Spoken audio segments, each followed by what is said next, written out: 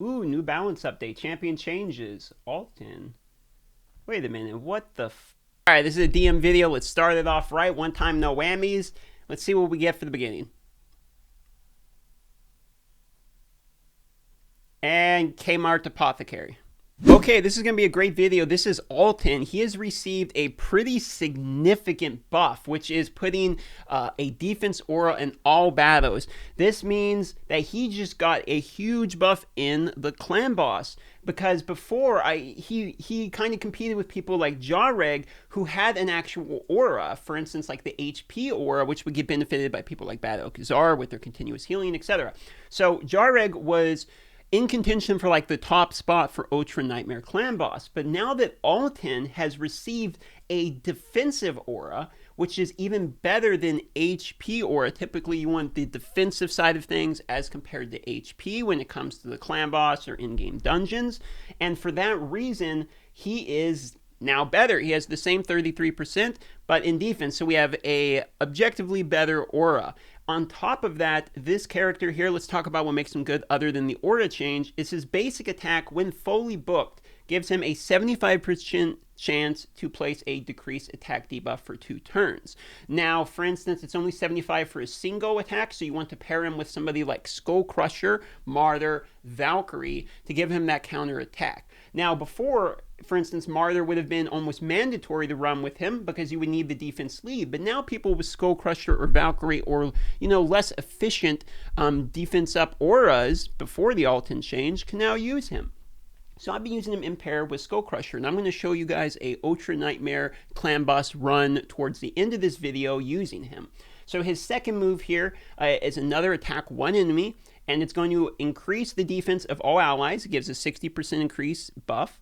It also places a shield on all allies for 20% of their max HP if it kills an enemy. Now, obviously, this is not useful in clan boss scenarios, and in most scenarios, it's not terribly useful in the dungeons either. The only time this tends to be useful in the dungeons is if he happens to be the last hit early on and you're not fast enough and the dungeon wave gets to go. You'll see what I mean later on. By most point when you've acquired them, resurrection and shields typically aren't your biggest concern. But what makes this move typically good is the increased buff on all allies, and it's only a 3-turn cooldown when fully maxed out, meaning there's a 1-turn deficit. Now, if we look here at the passive, it gives a revive a random ally with 30% HP every time this champion kills an enemy, resets the cooldown on all this champion skills if it kills an enemy and all allies are alive. Basically, if you're in a dungeon, he kills somebody, you would then, if you kill him with your second move, you would then place a shield on all of your allies, and it would reset your second move's cooldown. You could use it again next turn, for instance. So that's how that passive works. And if someone was dead on your team, it would revive them and instead not reset the cooldowns, okay? And then obviously we have the aura we already talked about. Now, when it comes to artifacts, I'm currently running a slow counterattack team on Ultra Nightmare, meaning I'm using just enough speed to get him to go directly after my Bad Okazar, but I have lifesteal on him so that he can get enough health back in the farther waves of Ultra Nightmare where he can survive the big AoEs, but yet can't heal enough from the continuous healing of Bad Okazar, and once again, we'll show you that run, how that works. Now, I have a speed set paired with him, but you could pair accuracy or a defense set, or really any other set. I have speed just because that's what I needed in order to get the speed correct for him. Now, let's talk about Masteries. Now, in Masteries, if you're going to be running a slow counterattack team in the clan boss, and most people are, meaning that you don't have like 250, 300 speed on everybody, right? Where you can run the no counterattack fast team with like a Lysandra or Fushan lead where you're attacking twice. That's kind of a unique niche team that's more super in-game than most people do not run. Instead, what you're going to be running is a slow counterattack team for clan boss, which is really where Altan shines, and that's mainly where we're going to talk about him. For that reason, what you do not want with this character, and it may seem like you would want it, but you actually do not want the 5% decrease in cooldown of random skill. It's incredibly crucial you do not take this. It can screw up your rotations and completely mess up your clan boss damage. You cannot take the increasing turn meter. Once again, we need the turn order to be exactly correct. Okay, so you don't want anything that's going to gain you bonus turn meter, either by buffs or debuffs. It seems like he's putting buffs on everybody and he's putting a debuff on. That would be great, more turn meter, but it's actually bad in the clan boss, okay, if you're running a counterattack team. So you don't want to run that. And then things like extending the buffs, you don't want either. It can mess up the turn order of where the clan boss is going to attack. You want everything to be consistent, but you can run the extended duration of debuffs, which is fine for the basic attack, because it can be hard to continually keep up that attack since it's only 75% chance and he only hits one time. This is a fine one to pick. You can just copy this. This is correct. You basically want the accuracy ones all the way down, the ones that improve accuracy. Then you want the set bonuses for artifacts. The evil eye is just, I have that for dungeon scare. Obviously, it doesn't work on the clan boss, but you don't want these other two. And then here you have the 5% additional chance, so it's now an 80% chance. Instead of the 75 for attack down, and then obviously the Master Hexer I talked about. Now on the offensive side of things, I know you can't see it because of my webcam here, but you just go here, it's the straight 4, these ones here, it's just prioritizing damage for the clan boss, and then just straight down the row, and it's War Master at the bottom, okay, straight down. And that's what you want to run. It's going to make it the most consistent, meaning he's going to act the exact same no matter where you use him or how you use him. He's always going to act the same, and that's the easiest thing to work around when using the clan boss, okay? So that's skills, masteries, and artifacts. Now let's talk skills just real quick for a second. Should you book this character? In my opinion, you must absolutely book his attack to the 75%, and you must get the cooldown. So you need 4 books here, and you need 1, 2, 3, 4. You need a total of 8 books. This character needs 8 books in order to really be good. Okay, so keep that in mind.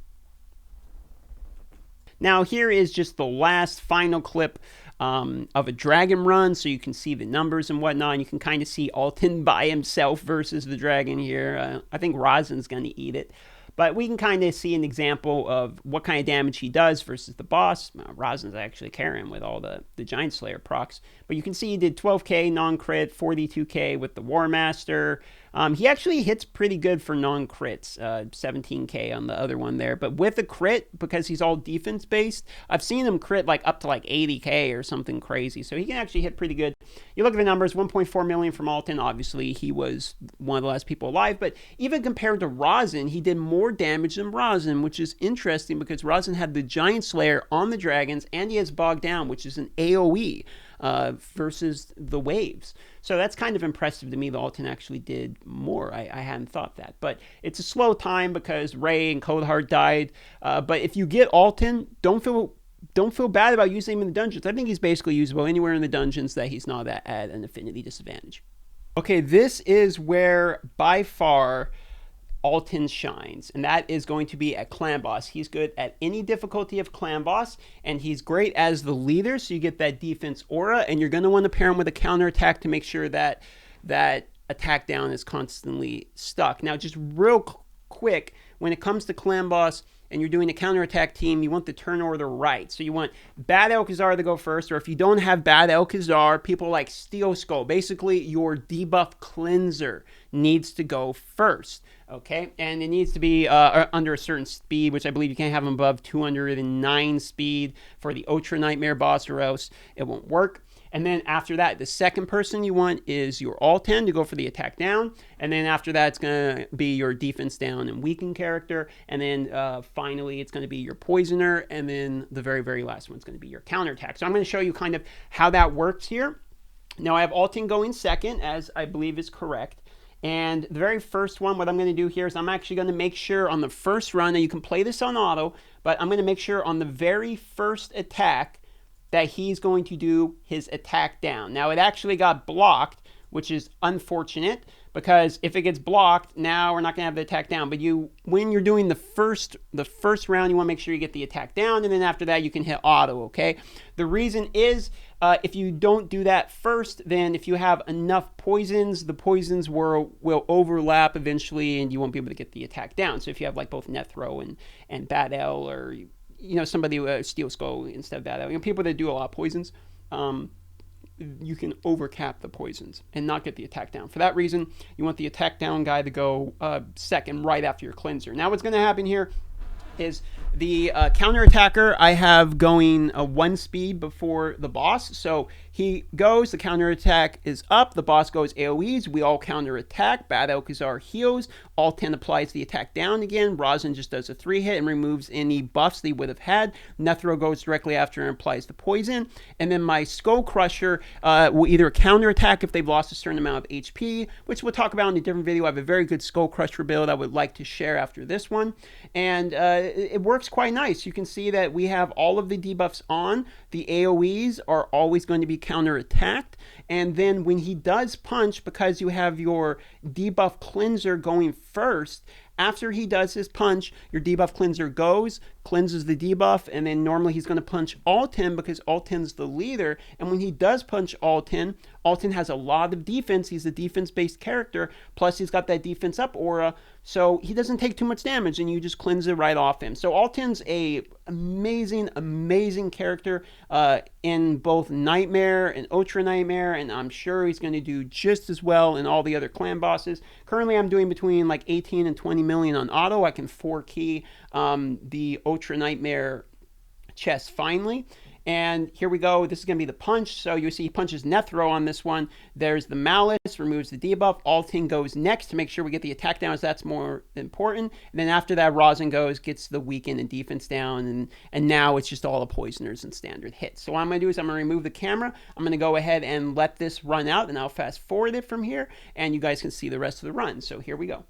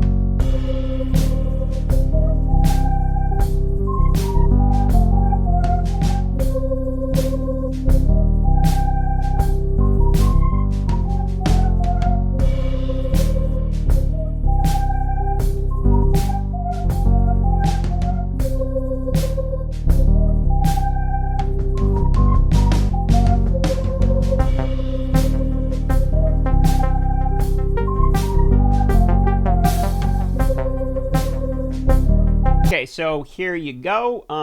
Real quick, let me show you what Altan's damage was.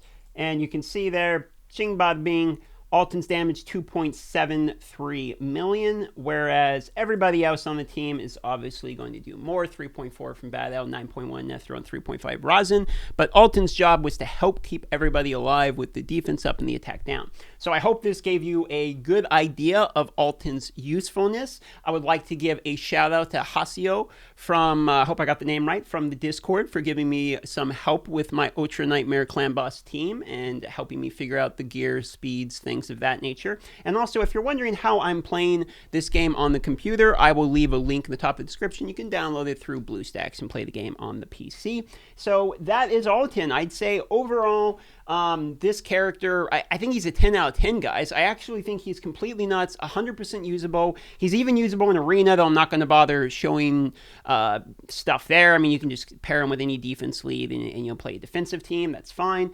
But he's not amazing there. He's mostly a PvE god, okay? So he is quite good. If you get him, congratulations. Book him and have fun with him. Thanks for watching, guys. I love you all, and I'll see you on the next video or live stream.